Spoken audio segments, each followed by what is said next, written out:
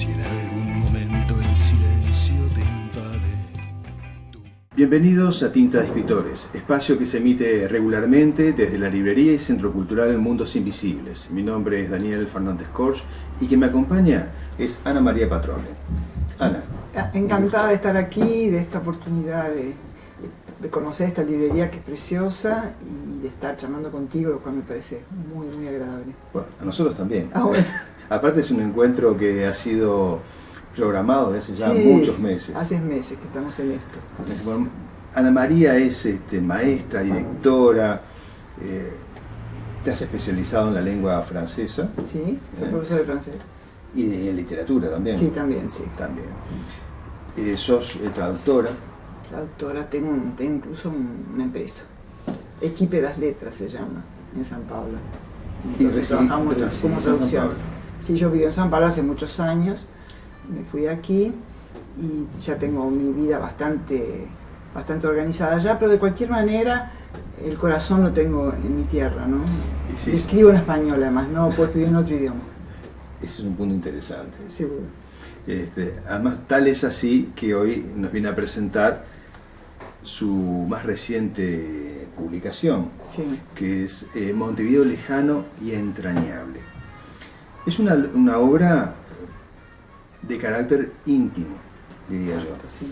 Pero en esa misma intimidad, los relatos, son 29 relatos que componen el libro, tú proyectás en los demás o en el lector ese mismo sentimiento de lejanía, ese Montevideo entrañable que tú mencionás en el título, y las historias son comunes también a las de cualquiera. O sea, más allá de los protagonistas de esta obra, yo lo leo y me reflejo y me contacto con la escritora. O sea, está muy bueno el ambiente que tú lográs.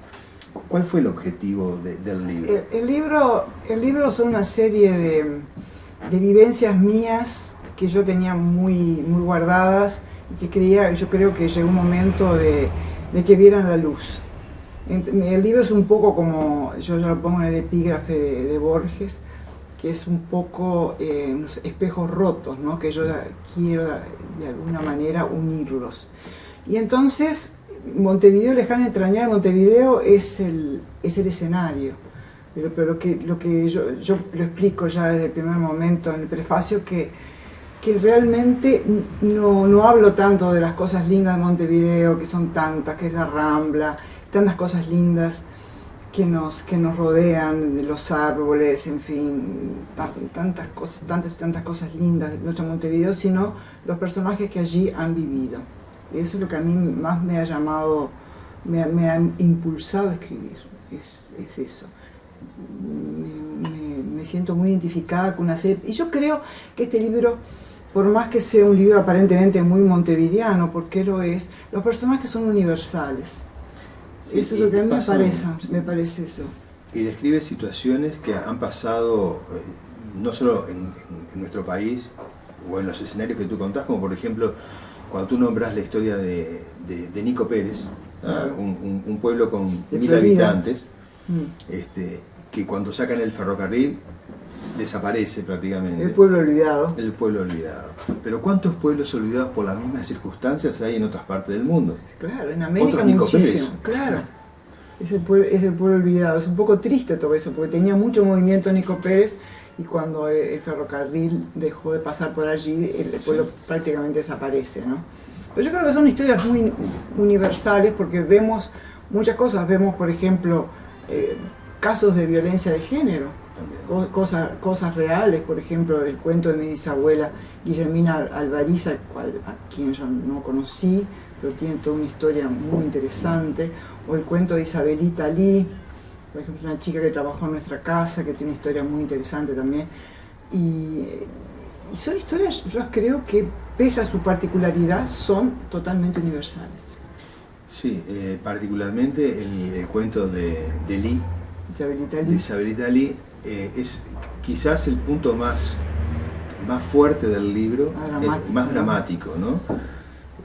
Por muchos motivos, porque fue real, porque Ali, a ti, a tus hijos, o sea, a tu entorno familiar, los unió una experiencia de convivencia que fue de una amabilidad, de una seriedad, de una reciprocidad muy grande que tú manifestás en esa historia, que bueno, que hay un desenlace, que el lector lo va a descubrir, que realmente es impactante lo que sucede allí, ¿no? Pero en esa historia en la que bueno, hoy tan se nombra la violencia de género, como tú decías hoy, la violencia doméstica, bueno, es un libro actualizado en ese sentido.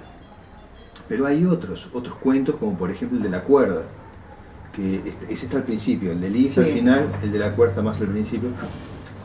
Está interesante cómo en otra época, mi madre. Tu bisabuelo, sí, ¿no?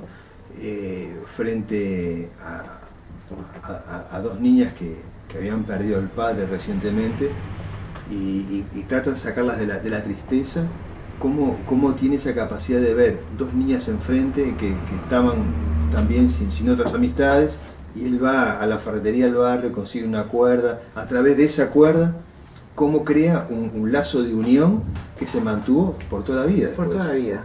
Como yo digo bien, solo la muerte tuvo coraje de interrumpir esa amistad, una amistad de la vida entera. Entonces, vos con estas historias que yo al principio decíamos, son historias muy, muy íntimas porque está tu vida en este libro. Creo que pasa toda tu vida. Sí. Incluso nombrás hasta, o sea, haces referencia hasta el día en que tú y tu esposo decidieron contra el matrimonio. Claro. ¿Por qué? Claro. Son historias muy particulares y las fui enlazando, ¿no? Unas con las otras. Y claro, la historia de la vida de cada persona es un mundo, ¿no? Es un mundo especial. Y ahí, por ejemplo, el piano, también la importancia del piano en nuestra vida, el piano de cola ese que fue el primer objeto que compramos. Lo gracioso es que ya viviendo en San Pablo estábamos intentando comprar un apartamento y allí yo veo el living, comedor, y yo digo, no, es chico. Aquí el piano no va a entrar. Y la dueña me dijo, pero venda el piano. Y pues usted no entiende. Digo, yo puedo quedarme sin heladera, sin cocina, pero no sin el piano. El piano era fundamental, ¿no? Y ahí quedó muy gracioso eso. El piano fue un personaje muy importante en nuestra vida. Bueno, pero justamente creo que es uno de los valores tan grandes que tiene este libro, que es como tú expones todo ese entramado social y afectivo, que en otra época tuvo un espacio más importante en nuestra sociedad, comparándola con nuestra realidad. Claro. ¿No? Porque en tu casa era una casa abierta. Totalmente. Hoy ya las casas no son así, ya no reciben. Era casi un club. Claro, no reciben ni tantas amistades, ni se conocen con la gente del barrio. Se perdió todo eso. Y tú rescatás en el tiempo esa situación. Y me parece interesante que se lea y que se descubra que además no pasó hace tanto tiempo. No pasó hace tanto tiempo y las cosas han cambiado enormemente en los últimos años.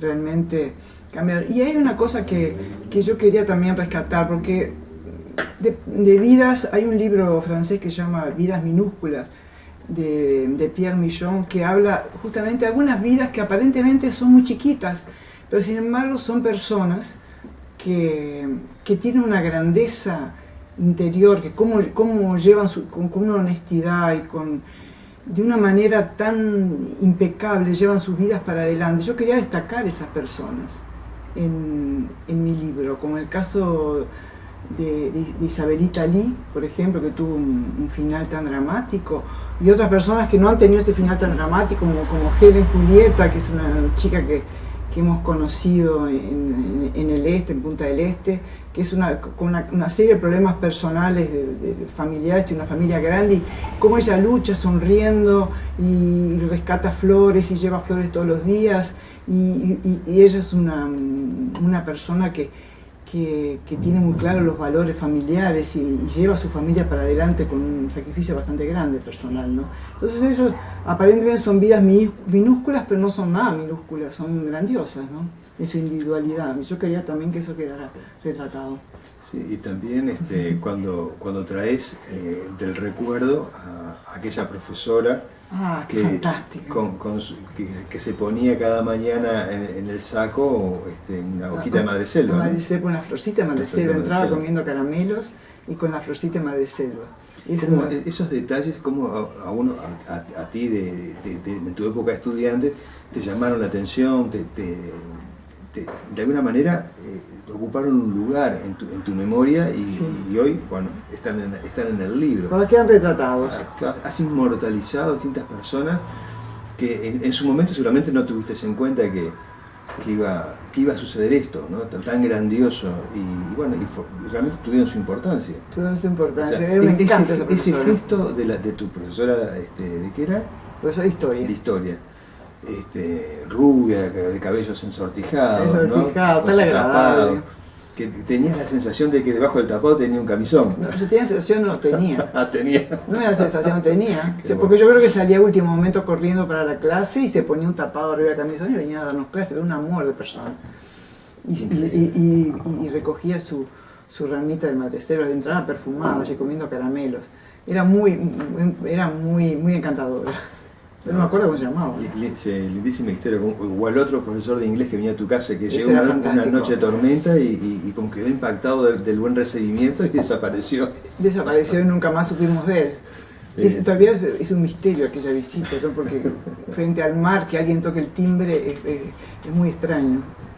Fue muy agradable. Pero así, este libro, Montevideo lejano y entrañable, nos va contando una historia de una vida pasada, no tan lejana, pero permanece con gran calor y entusiasmo en ti, y el lector puede disfrutarla enormemente, ¿no? Todos estos 29 relatos que si tú no lo hicieras en primera persona y hubieras puesto otros personajes, yo creo que la magia se conserva totalmente. Creo que de esta manera, sabiendo que es tu historia, adquiere una dimensión diferente para el lector, ¿no? Totalmente. Un libro fantástico. Gracias. Yo creo que todos los escritores de alguna manera ponen mucho de sus experiencias, de su entorno y lo transforman. Pero cuando alguien realmente lo pone como tú lo hiciste en primera persona, creo que nos entrega algo más en la obra. La verdad que sí, y uno siempre está, de alguna manera, aunque uno no sea protagonista, uno seleccionó de todas las historias de tu vida algunas por algún motivo. Por un motivo o por otro, uno los ha ido seleccionando y ha quedado esto, ¿no? Ha quedado un muy buen libro. Bueno. Que es el segundo. El primero, que lo mencionamos, no podemos entrar en pormenores, es De Flores y Amores. Es un libro editado en Brasil. No, editado aquí. ¿Aquí es? Este fue editado aquí por La Flor del Itapeví. Y este fue traducido al portugués y fue editado también, que dio muchísimo trabajo la traducción, la revisión. Fue un trabajo de años, porque es un libro difícil de traducir al portugués y está en San Pablo. Hace 4 años apareció en San Pablo. Muy bien. Surgió. Bueno, María, ha sido un gusto tenerte hoy aquí conversando en Tinta de Escritores con tu libro. Y bueno, esperemos tenerte nuevamente con algún otro nuevo material. Bueno, muchísimas gracias, Daniel. Bueno, queridos amigos, ha sido un placer recibir hoy a Ana María Patrone con su nuevo libro, Montevideo lejano y entrañable. Nos vemos en la próxima edición de Tinta de Escritores. Adiós.